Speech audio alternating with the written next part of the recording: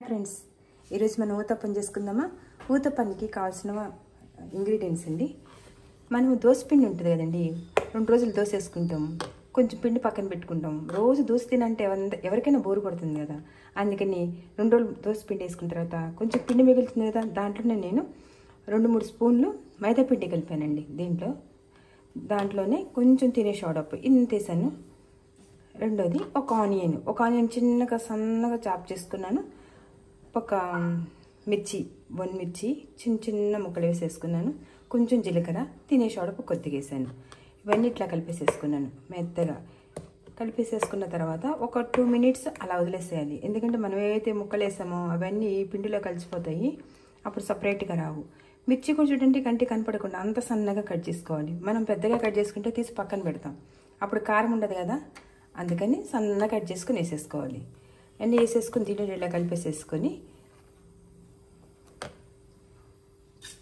పెండంలో కొంచెం ఎక్కువ వద్దు, కొంచెం నూనె వేసుకోవాలి. నూనె వేసుకొని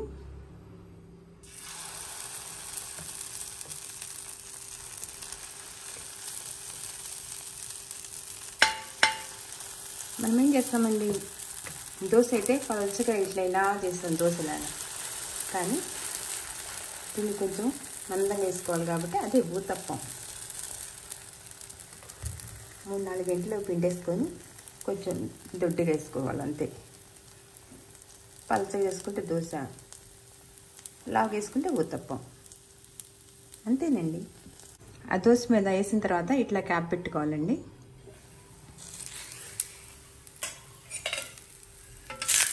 ఇప్పుడు చూద్దాం కాలిందా లేదా అని.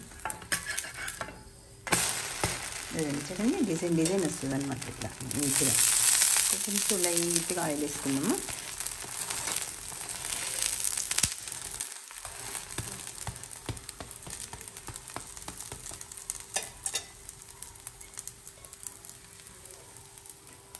మళ్ళీ మూత పెట్టేస్తే రెండో పక్క కూడా మంచిగా కాలుద్ది. కొంచెం స్లో పెట్టుకుందాం, ఎందుకంటే ఫుల్ పెడితే లోపల పచ్చిగా ఉంటుంది కదండి. అది స్లో పెట్టామంటే మంచిగా అంతా ఉడుకుతుంది.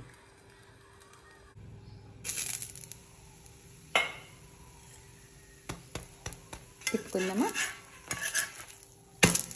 చూడండి, మంచిగా వచ్చేసింది కదా. Uttapam is ready. దీంట్లో కొంచెం టమాటా చట్నీ వేసుకున్నాను. ఊతప్పం ఈజ్ రెడీ, తినేయండి. దోశలు అయితే 4 తినొచ్చండి. ఈ ఊతప్పం అయితే 2 తింటేనే ఫుల్ అయిపోతుంది.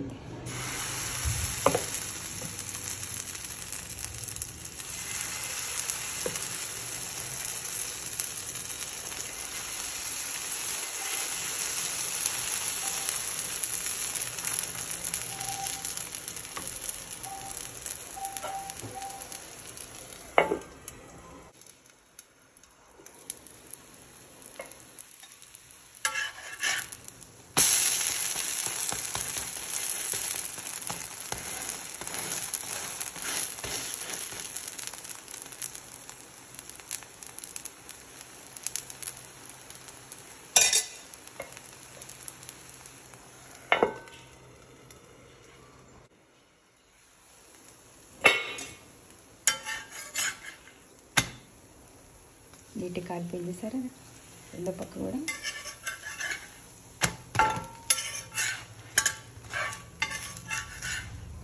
వేడి వేడి ఊతప్పం రెడీ.